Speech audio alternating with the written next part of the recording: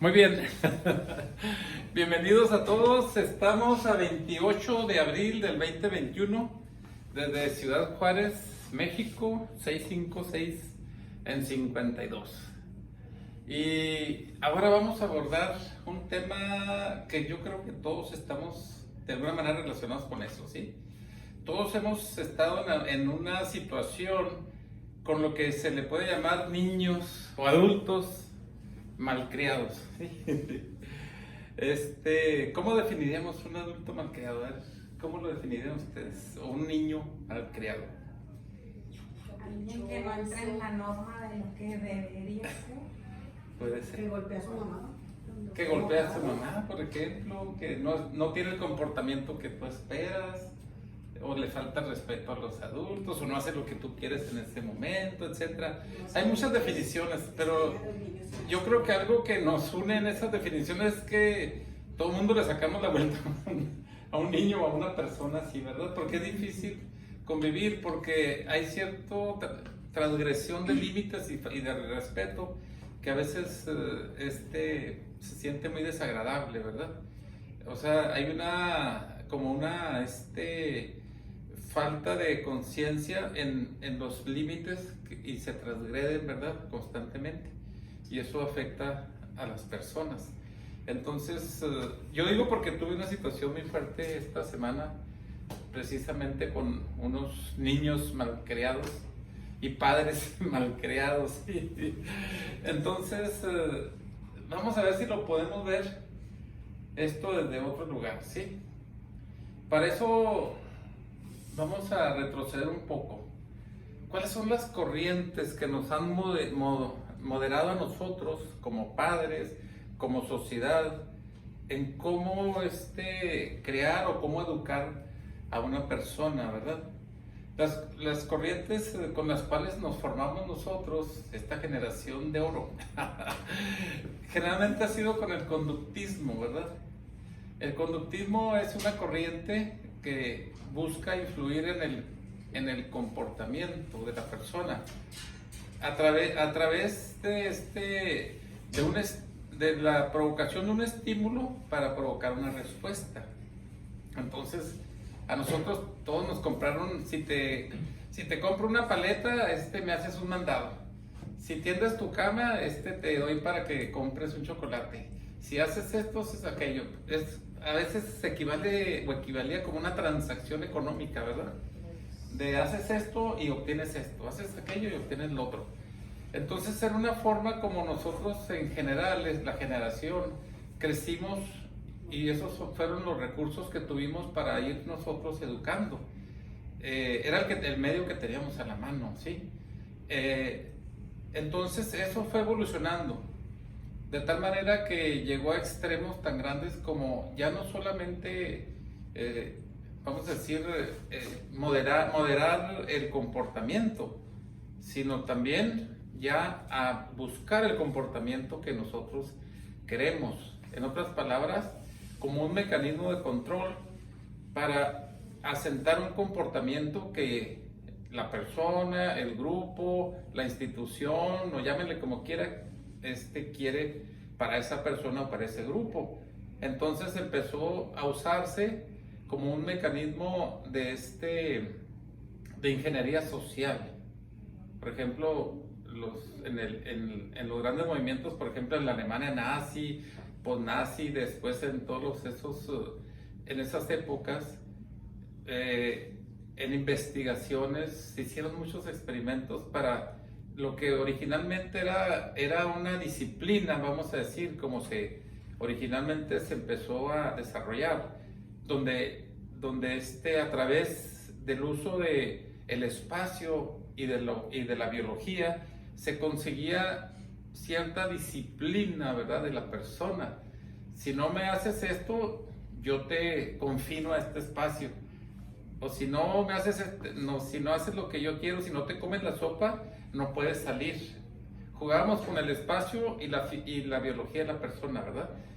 Te limito, te doy, te suelto, Entonces, el mecanismo de control era hasta cierto punto muy obvio, ¿verdad? ¿Cuántas veces estuvimos de niños que iban tus amigos y no, es que no me dejan salir porque me porté mal? O sea, era una medida disciplinaria usando el espacio y el control físico.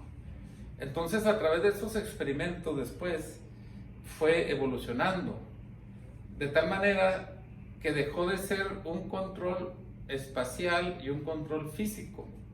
¿Y en qué se fue transformando? En un control de tipo mental, en un control de tipo psíquico, ¿sí? De tal manera que se dieron cuenta que era más fácil, en vez de encerrar a una persona o a un grupo en un espacio limitado físicamente, era mejor encerrarlo en un espacio psíquico o mental, ¿verdad? Donde no necesitaban la inversión ni en guardias, ni en instalaciones para tú disciplinar a esa persona. Y luego con la ayuda de los medios de comunicación, pues que se fueron consiguiendo todas las recetas, ¿sí? ¿Para qué? Para el comportamiento irlo modelando, ¿sí? Entonces nosotros hemos sido influenciados por todo esto. Ahora nosotros también aplicamos mecanismos psíquicos para controlar a quien nosotros queremos manipular o controlar. Y lo hacemos de una manera ahora cada vez más sofisticada. Ya lo vimos la semana pasada. Una manera muy perversa es cuando yo inoculo a la persona, la manera como esa persona se va a ver a sí misma. Si yo consigo que esa persona se vea a sí misma como dependiente de mí y como que ella nunca va a poder ser autosuficiente, ni nunca va a ser nunca se va a responsabilizar de sí mismo, sino que siempre va a necesitar y va a depender de algo, esa persona, esa va a ser su cárcel. Toda la vida va a estar buscando de quién depender. Sí, una dependencia. Y son las personas que dicen, ay, necesito que me apoyes, necesito que me des, necesito que me necesites, necesito, ¿sí? ¿Por qué? Porque ya en su esquema de control ya está actuando ese algoritmo, ¿sí? Entonces, si se fijan, es mucho más económico inocularlo y más económico de establecer el control. Ya no necesitas un hospital psiquiátrico, no necesitas una escuela, no necesitas una institución donde internarlo, no necesitas guardias para controlarlo, no. Con los medios de comunicación, tú le inoculas cómo quieres que se vea esa persona, ese grupo, ese país, o lo que tú quieras. Entonces le construyes su propia cárcel mental o su propia capacidad de expandirse, dependiendo, porque puedes hacer para un lado y para otro. Lo puedes usar para una cosa y lo puedes usar para otra. Mi pregunta es, ¿cómo lo has usado tú? ¿Sí? Entonces, es algo que nos tenemos que reflexionar. Porque después del conductismo vino el humanismo como una reacción a esos mecanismos de control. El humanismo lo que vino a hacer es a ponderar al ser humano, ¿sí? A darle una libertad a sus facultades superiores, a su facultad de libertad, de libre albedrío, de expresarse, de poder ser sí mismo. Pero claro que es algo muy difícil porque el humanismo es una función superior. Y nosotros la mayoría nos quedamos en los mecanismos de control. ¿Cómo disciplinamos? ¿Cómo controlamos? A través de la recompensa y el castigo, que son los mecanismos conductistas. La mayoría de nosotros ni siquiera estamos conscientes de lo que ha sido o lo que fue el humanismo, ¿sí? El humanismo es como dijimos, darle esa prioridad a la capacidad humana, ¿verdad? Para su propio desarrollo, de acuerdo a su propia individualidad y a su propia autorreferencia. Ya lo vimos la vez pasada, cómo es el mecanismo humanista, ¿verdad? De la autorreferencia. es permitir y acompañar a la persona para que él solo vaya explorando sus propias potencialidades y vaya ajustándose y autorregulándose él solo. Nosotros nomás acompañándolo en ese descubrimiento de lo que es la realidad. Pero es algo muy difícil porque es muy fino, ¿verdad? Hasta dónde podemos nosotros respetar la libertad de ese individuo, hasta dónde lo podemos acompañar, hasta dónde podemos tolerar el nosotros no influir, no imponer mi propia visión sobre eso, porque los adultos generalmente venimos muy metidos con el modelo conductista, recompensa y castigo, ¿sí? Entonces no hemos comprendido la finura, ¿verdad?, de lo que es ese humanismo, de acompañar a esa persona, ese niño, en ese descubrimiento de la realidad de acuerdo a su propia individualidad y priorizando su propio aprendizaje y respetándolo y aprendiendo de su propia experiencia, de sus propios errores y darle la oportunidad que él solo vaya rectificando de acuerdo a su propia individualidad. Es algo que no hemos podido practicar. Y lo peor es que, sin darnos cuenta, ya entramos en otra etapa, que es el transhumanismo. ¿Sí? ¿A qué se le llama transhumanismo? Es la tendencia de ampliar las capacidades del ser humano a través de lo que es la tecnología, de lo que es lo digital, la tecnología y todos los avances electrónicos, lo que sea, ¿sí?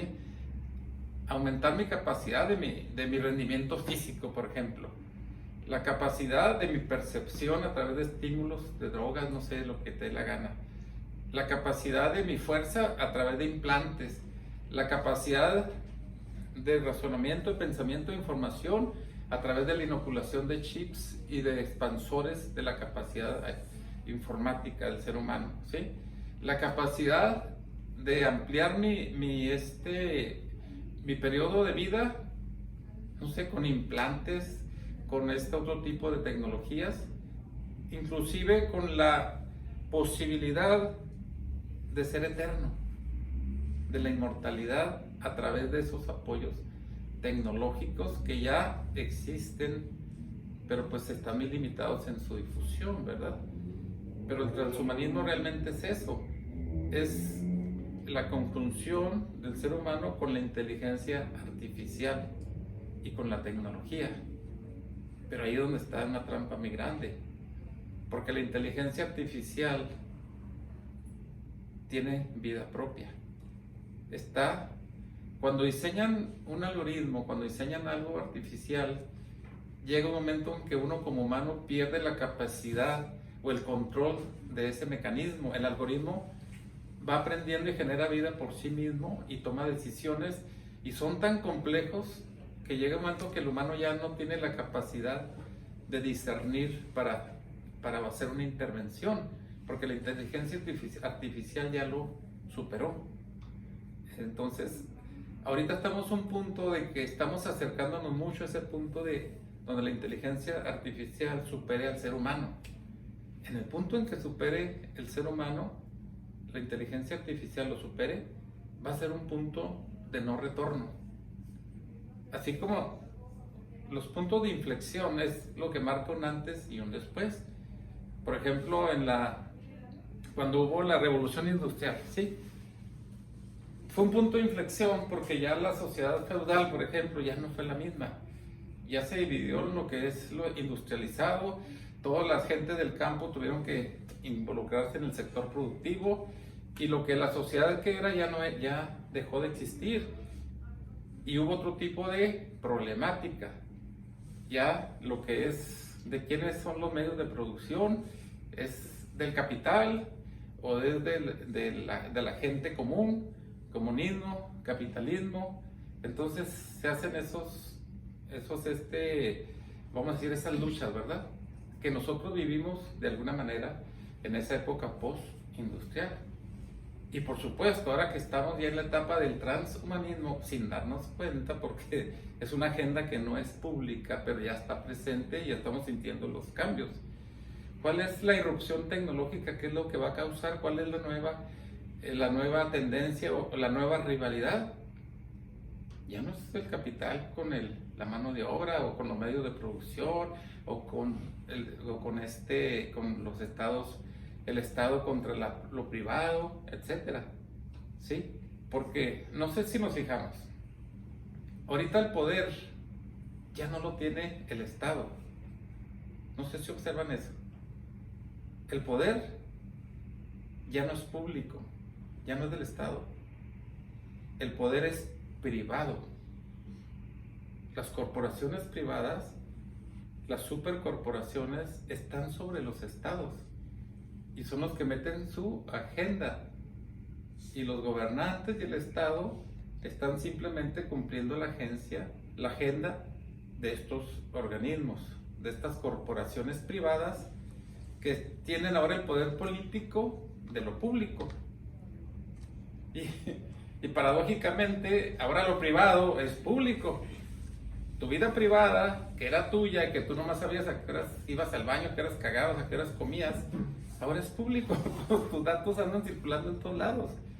Tú eres la mercancía de todas esas corporaciones y de todos esos segmentos. La inteligencia artificial ya te usa como una mercancía a ti, ¿sí? Entonces, de alguna manera nosotros estamos en un punto dentro de esta irrupción tecnológica similar al de la revolución industrial, pero ya no es algo así tan romántico como comunismo contra capitalismo, que este Estado contra iglesia o contra otra cosa. No, güey. Ahora, en esta etapa de transhumanismo, los dos polos, ¿cuáles crees que son? O inteligencia artificial o humano. Como es una conjunción, entonces el humano está a punto de perder la batalla, de dejar nosotros de ser lo que antes creíamos que éramos, ¿sí? Un sujeto libre, con decisión propia, de su libre albedrío, de experimentar la vida como sea, como yo quisiera experimentarla. Ahora no, estás experimentando la vida como esta inteligencia artificial quiere que la experimentes, porque no sé si te has dado cuenta que todo lo que es lo digital, las redes sociales, todo lo que es la tecnología, está dictando tu estilo de vida, ¿sí? Ahora te están imponiendo la agenda de género, la agenda de la variabilidad o de la diversidad. Se está desapareciendo el Estado como Estado que tenga el poder. Ahora se está centralizando en una digitalización de todo el globo. Y cuando tú digitalizas toda la información, ¿qué te permite hacer? ¿Te acuerdas cuando antes hacías las cosas analógicamente y andabas buscando el archivo de no sé qué y buscabas el de acá y el de este lado?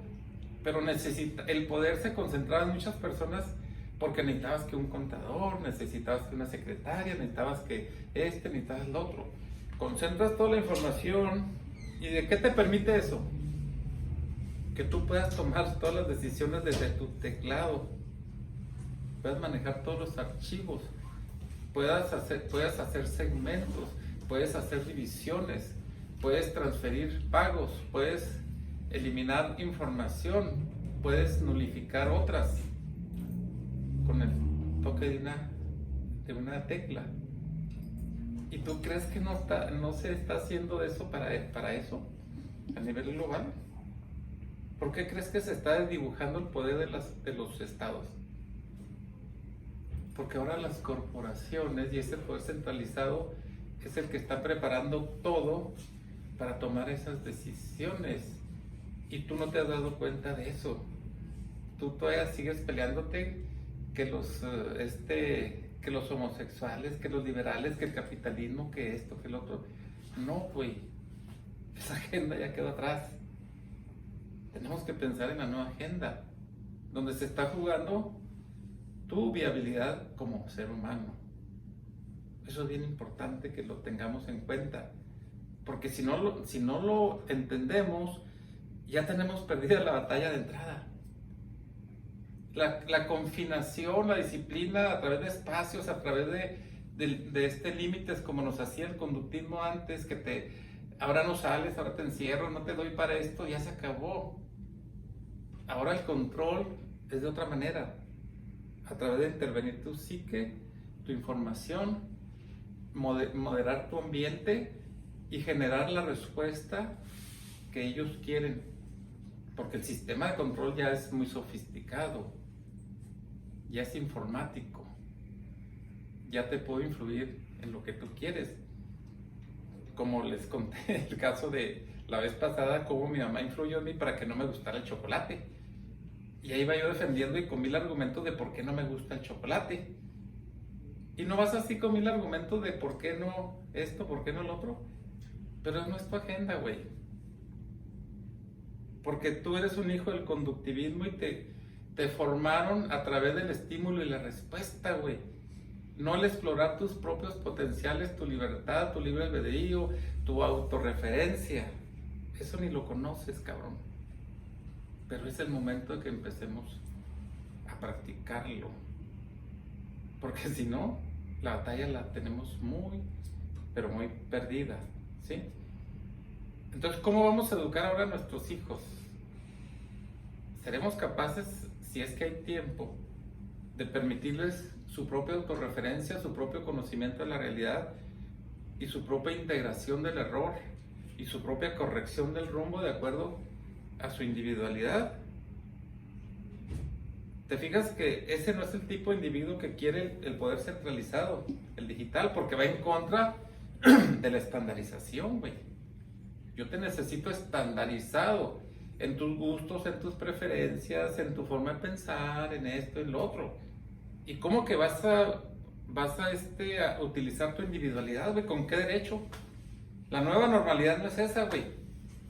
La nueva normalidad es las reglas que se imponen, ¿sí? ¿Qué es la nueva normalidad? Es la pinche ignorancia, es la desinformación, es el miedo, es la desvalorización. Todo eso es la nueva normalidad. Y eso es lo que yo quiero que tú seas, te dicen. Y rescatar tu humanidad y darte permiso de acompañar a otro para que descubra su propia humanidad. Ojalá y no sea demasiado tarde para que empecemos con el humanismo, porque el humanismo está en peligro de muerte. Entonces, vámonos con esa reflexión. ¿Cómo quieres acompañar a tus hijos? Con un sistema de control que ya está establecido, ya te manda las normas y ya te tiene enchufado a una información casi todas las horas del día y tu hijo también ahí está enchufado a esa información. ¿O quieres rescatar al humano? Pero no es fácil rescatar al humano, porque el algoritmo ya te tiene agarrado los huevos, ¿sí? Entonces es una batalla muy difícil y es algo que cada uno de nosotros tenemos que empezar a asumir. ¿Cómo? Parándote en tu propia verdad, porque la verdad a nivel global se está cayendo. Ya no podemos confiar en lo que me diga un medio, en lo que me diga un político, o lo que me diga un medio de información o un programa. No puedo confiar en eso porque se está contradiciendo constantemente a cada instante. No sé si lo notas. Necesitamos construir nuestra verdad de acuerdo a mi propia experiencia, aunque sea muy chiquita y muy humilde, pero es mi experiencia. Y con esa experiencia y esa verdad de cada uno es como se va a configurar la verdad de los humanos. De la otra manera no, güey. Te la van a inocular, como te la están inoculando. Y te la están inoculando por allá. Entonces, vámonos con esa reflexión. Ahora sí, ¿cómo quieres acompañar a tus hijos si tienes tiempo?